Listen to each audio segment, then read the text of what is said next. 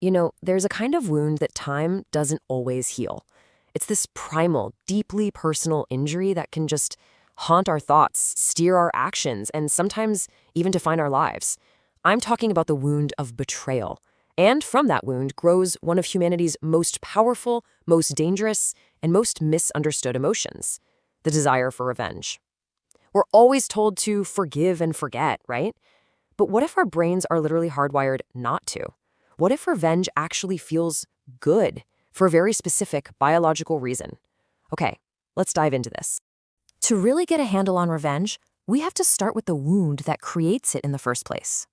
On this day, in Jonestown, Guyana, over 900 people, followers of the cult leader Jim Jones, died in a mass murder-suicide. Now, this wasn't just some sudden act of madness. No, it was the final, catastrophic end to a long, long series of betrayals. Jim Jones had promised his followers a paradise, an escape from the world's injustices. He promised them community, equality, salvation. But what he delivered was isolation, paranoia, and absolute control. The ultimate betrayal wasn't just of their trust in him. It was a betrayal of the very reality he had built for them. When the end came, they weren't just dying for a cause. They were dying because the world they believed in had been exposed as a monstrous lie. Now, this is a horrifying, extreme example, but it shows us exactly where that path of broken trust can lead. And that really brings us to the heart of what we're talking about today. Why does betrayal feel like such a gut punch? I mean, way worse than just a simple argument. Why does it feel less like an emotional injury and more like a physical assault on our minds? And maybe the more unsettling question is, why does the thought of getting even, of balancing the scales, why does it feel so satisfying? Look, these aren't just philosophical questions. The answers are buried deep in the wiring of our brains, in the very chemistry that makes us tick. And understanding this is crucial because these same dynamics, they don't just play out in remote jungles. They play out in our offices, our friendships, and even our closest relationships. Okay, so first things first, we need to get this straight. Betrayal isn't just an emotional thing. It's a cognitive thing. It's a full-on attack on how your brain even understands the world, and it triggers a profound crisis deep inside your mind. Okay, think about your brain for a second. It's basically a prediction machine, right?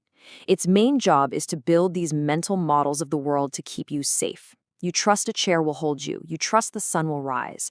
And most important of all, you trust that the people closest to you have your back. These aren't just hopes. They are foundational bits of data your brain uses to navigate reality. But when someone you trust betrays you, it's not just your feelings that get hurt. That whole model just shatters.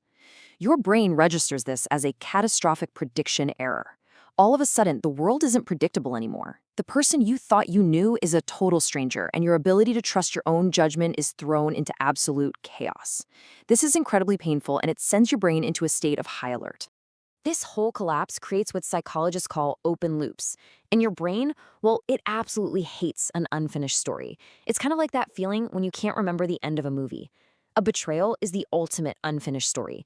It leaves this giant, gaping hole in your personal narrative, and your brain will work overtime, tirelessly trying to fill it. So what does it do? It hits rewind. It plays that betrayal over and over and over again, just desperately searching for answers.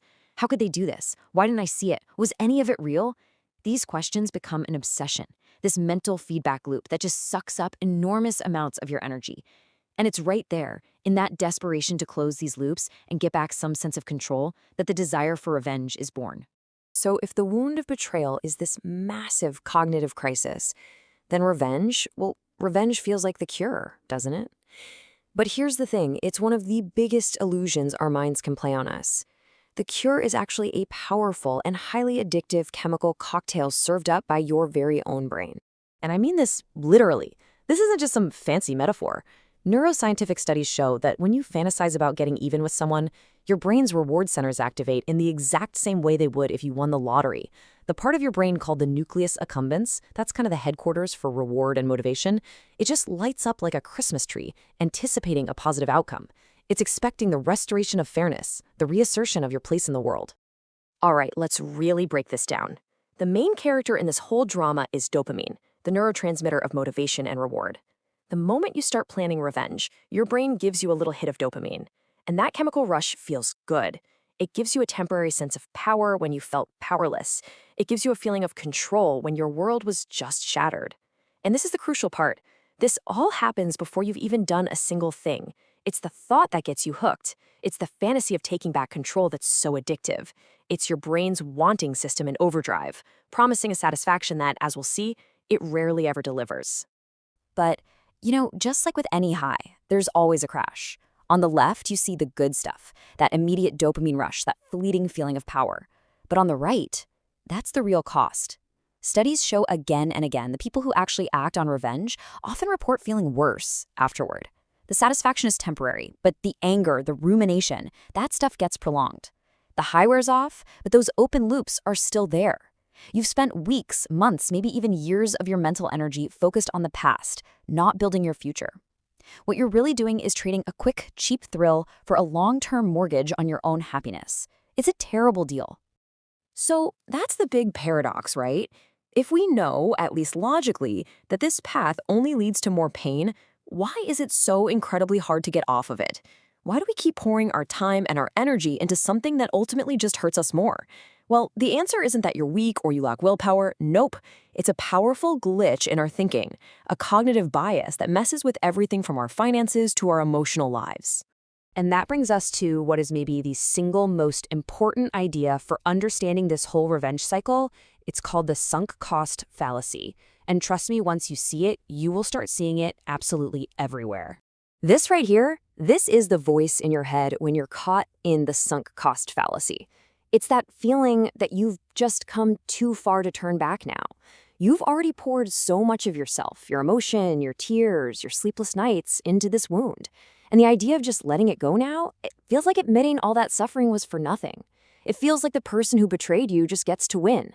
So what do? You double down. You keep throwing good energy after bad, convinced that just one more push, one more effort will finally justify all the pain you've already been through. Okay, so let's be super clear about what this is. The sunk cost fallacy is a thinking error where we make decisions about the future based on stuff we've already invested in the past. Investments of time, emotion, or money that are already gone. They are unrecoverable.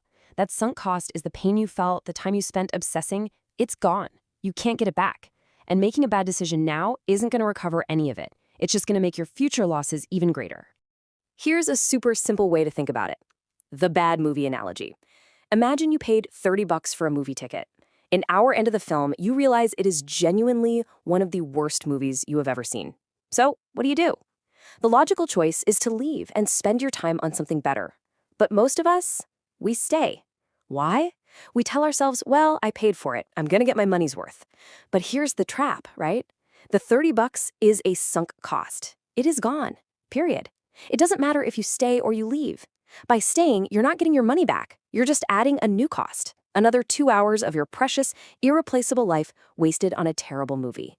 And this is exactly what's going on with revenge. The pain, the anger, the obsessive thoughts, that's the $30 ticket price. It's already been paid. It's a sunk emotional cost. Chasing revenge is you sitting in that dark theater, forcing yourself to watch the rest of this awful movie, telling yourself, I've suffered this much, I can't let it be for nothing. But the movie isn't going to get better. You're just wasting more of your precious, non-refundable time on an experience that will only bring you down. The only winning move is to get up and walk out of the theater. Okay, so how do you do it? How do you actually get up and walk out of that theater? How do you break this cycle of dopamine highs and sunk cost traps?